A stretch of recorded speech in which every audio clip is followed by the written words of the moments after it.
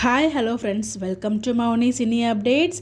கார்த்திகை தீபம் சீரியலில் இன்னும் பார்த்திங்கன்னா நைட் ரிசப்ஷன் சீனே முடியல. அதாவது ரிசப்ஷன் முடிஞ்சு பொண்ணு மாப்பிள்ளைக்கு அடுத்த நாள் வேஷ்டி சட்டை கட்டுவாங்க இல்லையா, அது இன்றைக்கி கொடுத்துட்றாங்க. ஸோ நைட் பார்த்திங்கன்னா அந்த வேஷ்டி சட்டை வாங்குறதுக்காக மாப்பிள்ளையை வரவிடாமல் ஆக்கணும் அப்படின்னு சொல்லி பாட்டி பிளான் பண்ணி, ஸோ கார்த்தியோட பிரதர்ஸை வச்சு அதை கொண்டு போயிட்டு வேறு ரூமில் உள்ளே விட்டு கதவை சாத்திட்டு வந்துடுறாங்க. அதே மாதிரி பார்த்திங்கன்னா அவரும் வரல. இங்கே கார்த்திக் கையால் தான் இதை கொடுக்கணும். கார்த்திகிட்ட தான், அதாவது துணை மாப்பிள்ளை நீயாக இருக்குது, நீயே வாங்கிக்கப்பா அப்படிங்கிற மாதிரி சொல்லி கார்த்திகிட்ட அந்த வேஷ்டி சட்டையை கொடுத்துறாங்க. ஸோ எப்படியும் அவர் தான் மாப்பிள்ளை நம்ம எல்லாருக்குமே தெரியும். பட் அது எப்படி நடக்க போகுதுன்னு தான் தெரியல.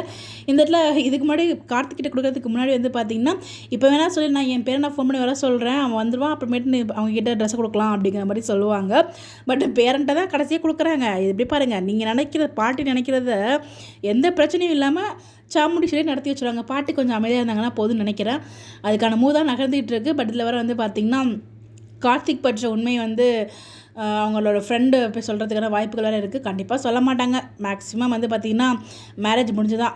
என்னென்னா ரொம்ப ட்ராக் பண்ணிட்டு கொண்டு போகிறாங்களோ அப்படிங்கிற மாதிரி எனக்கு ஒரு ஃபீல் ஆகுது. ஸோ திருப்பி ரொம்ப ஸ்லோ மோஷனில் போகிற மாதிரி இருக்குது. ஸோ கொஞ்சம் ஃபாஸ்ட்டாக மூவ் பண்ணி சீக்கிரமாகவே மேரேஜ் ஸ்டாக் கொண்டு நல்லா இருக்கும். பிகாஸ் நம்ம எல்லாருமே எதிர்பார்த்துட்டு இருக்கிறது கார்த்திக் அண்ட் ரேவதியோட மேரேஜ் ஸ்டாக் தான். ஸோ அதுக்கப்புறம் எப்படி கதை நகர்கள் கொண்டு போகிறாங்க அப்படிங்கிறத வெயிட் பண்ணி தான் பார்க்கணும்.